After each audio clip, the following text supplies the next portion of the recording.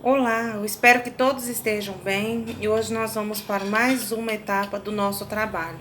Nós vamos falar sobre a crise no sistema colonial no Brasil. Essa aula vai do livro didático de vocês, da página 104 à página 102. Então, para começar, nós temos que entender o que seria esse sistema colonial, no que se baseava esse processo. É um elo de dependência, entre a metrópole, que é Portugal, e Brasil, que é a colônia. Nesse período onde o Brasil era colônia de Portugal, nós poderíamos comercializar exclusivamente com Portugal. Nós não poderíamos ter outros elos econômicos, ou seja, outras relações comerciais com outros países, a não ser com Portugal. Normalmente nós enviávamos produtos, da matéria-prima para Portugal e comprávamos o produto industrializado. Dessa forma, a colônia, brasileira, a gente sempre tinha prejuízos, porque a matéria-prima, o preço sempre é inferior do que ela é industrializada. Então, como que vai funcionar, com por que o Brasil vai entrar em conflito com Portugal, provocando então essa crise? Então, no que se deu essa crise? Ela decorre em grande medida, devido ao crescimento do pensamento do iluminismo, onde é baseado na liberdade, na igualdade e nos direitos individuais das pessoas, ou seja, as pessoas poderiam, comercializar com quem quisesse. Esse processo vai modificar essas ideias, modifica as relações entre a colônia brasileira e a metrópole. E essas ideias vai propagar não só pela Europa, como também vai chegar nos Estados Unidos. Os Estados Unidos passou pelo processo de independência, assunto que a gente já viu, e esse processo vai influenciar, nos aspectos políticos e econômicos aqui do Brasil, principalmente, quando a gente traz esses conceitos também empregado na Revolução Francesa, no que tange a questão da liberdade, na questão da igualdade, na questão da fraternidade. E essas ideias, elas vão encontrar aqui no Brasil pessoas adeptas a elas e propagando esses conceitos, e esse processo vai interferir diretamente nessas relações econômicas existentes entre Brasil e Portugal. Outro problema que se tinha, já não é entre Brasil e Portugal, mas sim entre Portugal e a Inglaterra, foi a assinatura de um tratado chamado Metuim. Esse tratado foi assinado em 1703, ele estabelecia, o fim de qualquer restrição à entrada de vinhos portugueses na Inglaterra e de tecidos em Portugal. Mas o que acontece? Vinhos é um produto supérfluo, A pessoa vai comprar se ela tiver dinheiro, se ela tiver precisando. Enquanto os tecidos não, é uma matéria-prima para produção de roupa e as pessoas precisam. E os tecidos, normalmente, além de vender mais, também nesse momento que nós estamos estudando, ele é um pouco mais caro. Aí dentro desse contexto que a gente está analisando, esse acordo era péssimo para Portugal. Por quê? Porque Portugal sempre ia ficar devendo, para a Inglaterra, porque ela ia vender menos e comprar mais, Então, dessa forma, a sua balança comercial sempre estaria operando em negativo, em déficit, Que é assim que nós falamos. Ou seja, ela nunca conseguiria ganhar dinheiro, Portugal nunca conseguiria ganhar dinheiro com esse tratado de Metuem. À medida que Portugal começa a perder dinheiro e começa a passar por dificuldades econômicas, isso vai interferir diretamente aqui na colônia brasileira. Por quê? Porque Portugal vai precisar de arrecadar mais. Para arrecadar mais e cobrir os prejuízos com aqueles acordos ali feitos, começa então, algumas mudanças aqui no Brasil. Então, que mudanças foram essas?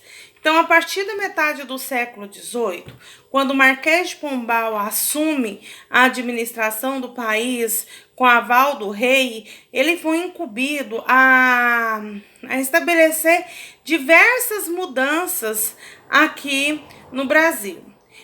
Entre essas mudanças, né, nós vamos ter, por exemplo, a taxação, ou seja, a criação de impostos, aumento de fiscalização para evitar o contrabando. Dessa forma, o governo português vai controlar os produtos que entram, os produtos que saem daqui, para poder fazer a sua cobrança de imposto. Além disso, ele vai criar um erário, ou seja, uma moeda oficial. Ele vai, né, investir em transformação das cidades, né? Ao mesmo tempo que traz essa modernização, ele proíbe também a questão da escravidão indígena, que era uma vontade dos jesuítas, né, da Igreja Católica. Esse processo vai, como consequência, aumentar o tráfico negreiro, e esse comércio, né, vai ser muito lucrativo para quem comercializa os negros africanos como escravos. Também é questões muito séria. Mas o que mais tange, né, é um processo de contestação da população, foi a criação das casas de inspeção, né? Primeiro de tabaco e do açúcar, que eram os principais produtos exportados, depois para outros produtos, né? Como, por exemplo, aumentar a fiscalização, né? Porque nesse período também nós vamos viver o período da mineração aqui no Brasil, como aumentar a fiscalização sobre a produção aurífera, e com o intuito de aumentar a arrecadação de impostos. O problema é que a produção aurífera aqui no Brasil, ele foi muito rápido. À medida que nós tivemos a escassez, né, de ouro, houve ainda o que? O aumento das taxações de impostos. Vai começar com o quinto, né, que é uma cobrança de uma parte sobre aquela produção de ouro, depois derrama para completar, né, seria 1 tonelada, 100 quilos, não importa a quantidade, né, ou seja, toda a população daquele município, a produção que produzia ouro vai ter que completar para poder fazer o pagamento dos impostos. Então não é só quem produzia, então tem, né, por captação, ou seja, por cada cabeça de escravo, e assim por diante. São diversos tipos de impostos cobrados no intuito de aumentar a arrecadação portuguesa. Ao mesmo tempo, junto a isso, nós vamos ter alguns movimentos, né, separatistas, né, ou regionais. Né, nós vamos ter duas conjurações mais importantes, ou revoltas, né, que é a Conjuração Mineira e a Conjuração Baiana. A Conjuração Mineira, quem que participava desse processo? Né, ela foi organizada pela elite socioeconômica da capitania de Minas Gerais. Né, era um grupo que era composto de diversos tipos de ofícios, poetas, cônegos, engenheiros, médicos, militares, comerciantes, né? O membro mais importante nesse caso, principalmente em questão socioeconômico, era Joaquim José que menos importante, corrigindo aí, Joaquim José da Silva Xavier. Ele era pobre, né? Ele era um dentista de ofício, né? Ele era o comandante da tropa que monitorava o caminho novo que ligava o Rio de Janeiro e Minas Gerais, né? E é ele que vai ser o líder, considerado o líder da Conjuração Mineira. Por que essa conjuração vai acontecer? Justamente pela insatisfação da elite econômica da capitania de Minas Gerais com a política fiscal imposta da coroa portuguesa, que foi enviada uma ordem para realizar um cumprimento de cota, né, de coleta de ouro ou de impostos, né, que era estipulada pela coroa, chamada de derrama. E para isso, né, foi autorizada uma cobrança obrigatória, com o objetivo de alcançar as 100 arrobas, né, que seria 1.000 quilos, tá, de ouro. Isso causou indignação, né, das pessoas dessa região, da elite local, e o que gerou uma grande numa grande crise. Quais eram as ideias defendidas por eles? Então, eles defendiam a proclamação da República na separação, né, de Minas Gerais, nos moldes dos Estados Unidos, realização de eleições anuais, incentivo a instalações e manufaturas, né, e diversificar o sistema de produção em Minas Gerais, e formação de uma milícia nacional composta pelos próprios cidadãos de Minas Gerais, então, portanto, defendiam uma separação. Essas reuniões secretas, elas organizavam e divulgavam, né, princípios da revolta contra Portugal, mas foi descoberto antes mesmo de começar, né, as pessoas foram presas, né, essas condenações foram diversas, né, incluindo a exílio, o degredo, que é a expulsão para a África, prisão perpétua, é aquela prisão que é para sempre, né, e condenação à forca, etc.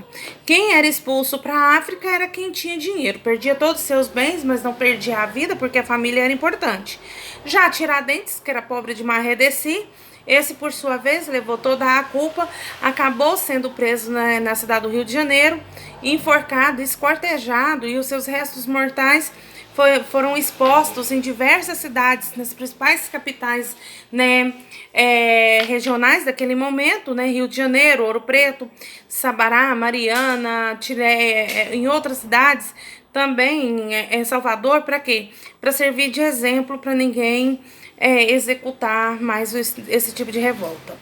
Já com a Conjuração Baiana, também separatista, a diferença de uma e de outra é o seguinte, que a Conjuração Baiana vai concentrar o movimento, né, com pessoas pobres, então a elite, né, não faz parte desse processo, na sua maioria escravos, negros livres, brancos, pobres, mestiços. Conjuração Baiana, também chamada, né, Guerra dos Alfaiates, né, porque era liderado principalmente por um alfaiate, né, João de Deus e Manuel Faustino de Santos Lira, também tinha Luiz Gonzaga das Virgens e Lucas Dantas. Né? A maçonaria assume um importante papel nesse processo, ela defende a questão da independência, não de mudanças de poder, mas da independência, né? Com ideias políticas, a Revolução Francesa chega no Brasil através dela. A população da cidade de Salvador, quais são as causas, né? Além dessas ideias da Revolução Francesa, Salvador passava por um problema de penúria, uma pobreza muito grande por causa da transferência da capital. A saída, né, da capital de Salvador, do país para Rio de Janeiro. E com isso, há o aumento dos impostos, né, sobre os cidadãos de Salvador. E também a necessidade, eles acreditavam que precisava de separar aquela região e formar uma república democrática. Quais são as ideias que eles defendiam? Então, eles defendiam o fim do domínio português sobre a Bahia, a proclamação da república, liberdade de comércio, e fim das diferenças raciais e fim da escravidão. Ao contrário da, né, Conjuração Mineira, que não se falava nada sobre o fim da escravidão. Aqui nós temos essa defesa. Então, antes do movimento, né, ser executado, o que aconteceu com essa população que fazia parte desses movimentos? Então, né, alguém deletou, foi lá e contou, tem um dedo duro, contou sobre o movimento. Então, antes dele ocorrer, os líderes foram presos. Aí nós vamos ter, né, 49 pessoas presas, 3 eram mulheres, 9 eram escravos, a grande maioria eram alfaiates, barbeiros, soldados, bordadores, pequenos comerciantes. Os principais envolvidos foram julgados e condenados à morte, porque eram pobres. Né? No dia 8 de novembro de 1799, né, foram conduzidos à morte, enforcamento e escortejado. Quem foi? Luiz Gonzaga das Virgens, Lucas Dantas, João de Deus, Manuel Faustino de Santos Lira, que eram os principais revoltosos.